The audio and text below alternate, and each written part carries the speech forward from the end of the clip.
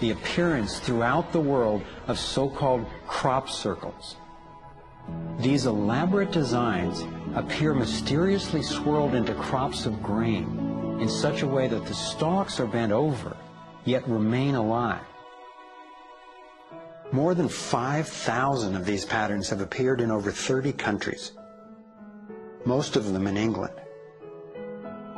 The media has led many people, including me at first, to write these crop patterns off as hoaxes, the nighttime work of a few pranksters. Of course, there have been faked versions, but those made by human hands are crude compared to the vast majority of these elegant creations. Could hoaxers have created all 5,000 of these patterns? Could a few people with ropes and boards have created something as complex and beautiful as this one, made in the dead of night in a driving rain and leaving no footprints in the soil? The electromagnetic field over the area where the crop's been laid down to create the image is often electrostatically charged. Some of these areas are littered with strange magnetic particles.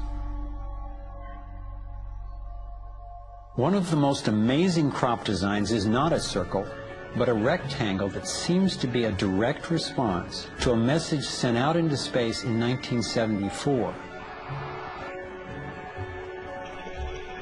The message was a radio signal depicting our planet's location in our solar system and Earth's people, in hopes that it might be received and interpreted by an extraterrestrial intelligence. 27 years later, in 2001, this crop design appeared in England, along with what could be a self-portrait of the sender. This message matches the format of the NASA signal and describes a different solar system from ours, a picture of the sender, non-human DNA, and a microwave antenna they apparently use to communicate, rather than the radio antenna that we use.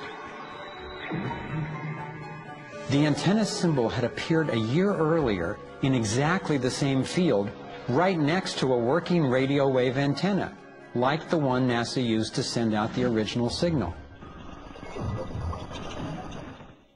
NASA continues to officially deny extraterrestrial contact of any kind.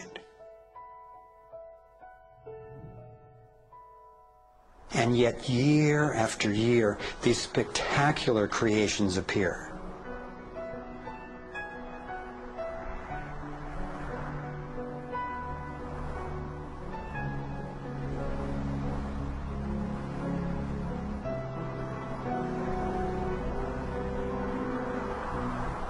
So what might these remarkable designs mean? Here are some two-dimensional versions that seem to be revealing the torus in 3D.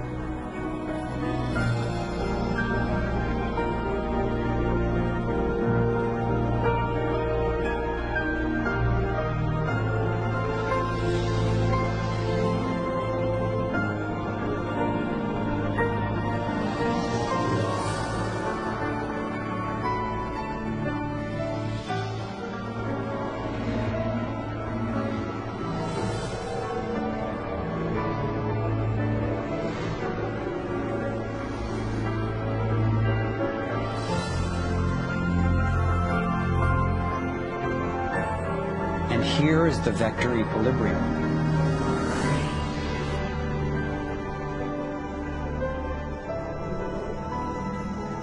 And the related pattern of 64 that we saw encoded in the arts of so many ancient cultures.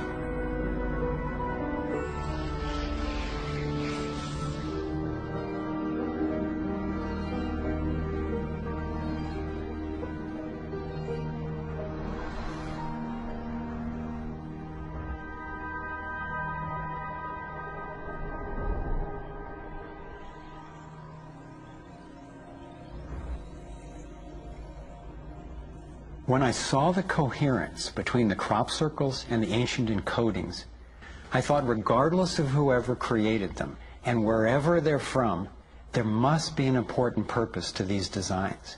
They're so coherent. I've come to believe that the pattern of the torus and the vector equilibrium especially in the form of the 64 tetrahedron crystal, is showing us how energy works in the universe so that we can learn to align with it. I believe that they're giving us a model for accessing energy in a clean, safe, and limitless way, and a new means of propulsion. What more important message could there be to get to us, and especially now, from their perspective, as we're beginning to extend our careless reach beyond our planet? I got further confirmation of this notion when I met Dr. Jack Kasher, a former professor of physics at the University of Nebraska, who has also researched UFO phenomena.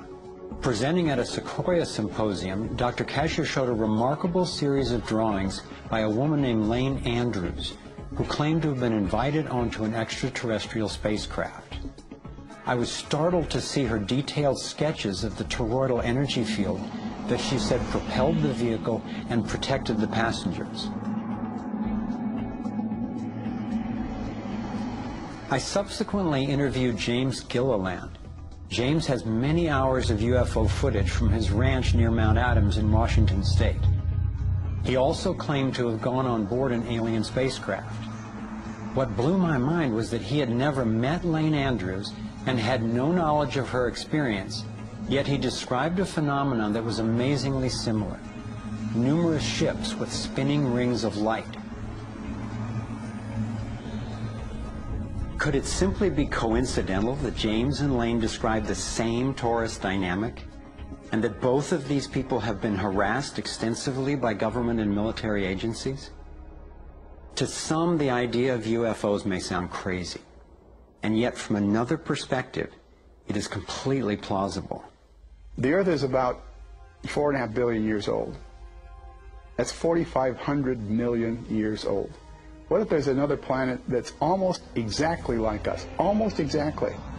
4,501 million years old. They're a million years ahead of us. And on a galactic scale, they're almost our twin brothers. So where are we going to be in a million years? We'll have solved all these problems, and there's another way, whether it's wormholes or warping space. There's got to be a way to generate energy so that you can pull it out of the vacuum. And the fact that they're here shows us that they found a way. This is a major shock to the human system that is in process. I understand why people in our generation, people who aspire to positions of political leadership, etc., never dare go near that question, because it's a worldview challenge. It's a fundamental worldview challenge. So here we are, a relatively immature species struggling with possible self-destruction. If aligning with the torus does hold the key to a new form of clean, safe energy access, imagine the implications. This could be the most important technology breakthrough of our times. So who wouldn't want to have an energy source that's unlimited and freely available? That turned out to be a key question, and that's what led me down the next rabbit hole.